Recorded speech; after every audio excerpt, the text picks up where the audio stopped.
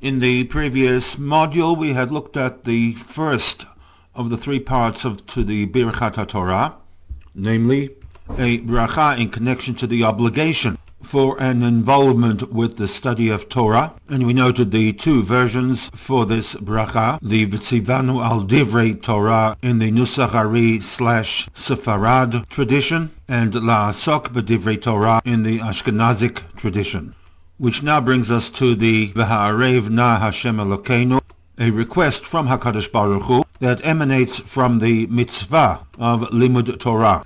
In this segment, we request from HaKadosh Baruch Hu that the words of Torah provide us with a pleasant experience. In other words, that we should be able to study Torah willingly and derive enjoyment from whatever one studies.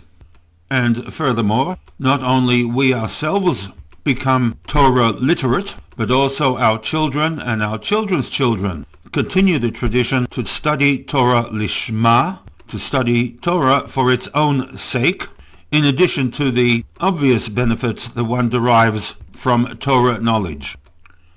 A third point in the V'ha'arev na is that we express our gratitude for the privilege of being the standard bearers of the Torah. These 3 points are made by Dr. Nissen Mindel in his commentary to the Siddur, My Prayer.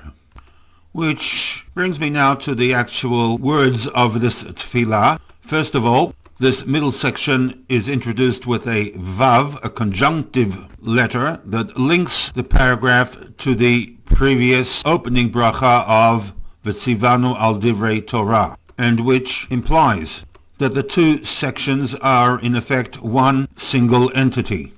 As such, it opens with a Baruch Atah Hashem, an opening bracha, and a closing bracha, Baruch Atah Hashem, Hamlamed Torah La'amo Yisrael.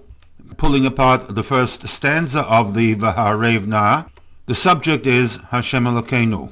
The verb linked to the subject is ha'arev, with an ayin resh bet shoresh. A multiplicity of translations are linked to this shoresh, ranging from the process of bartering or exchanging things, making a pledge, vouching for, to be pleasant or to be sweet. Then we have ayin resh bet as erev, nighttime, to grow dark. We have an eruv, as in eruv tafshilin, or an eruv that allows a community to carry within certain boundaries.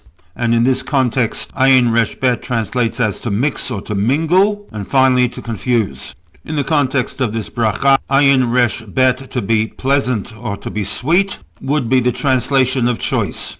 So we have the subject, Hashem Elokeinu, who will ayin resh bet. The object is Divrei Torah, the words of your Torah. Pinu, a compound word built around the noun peh, a mouth, a nun vav suffix, plural possessive, our mouths, a bet prefix, in. Translation, in our mouths, in other words, our speech, our talk, our discussion.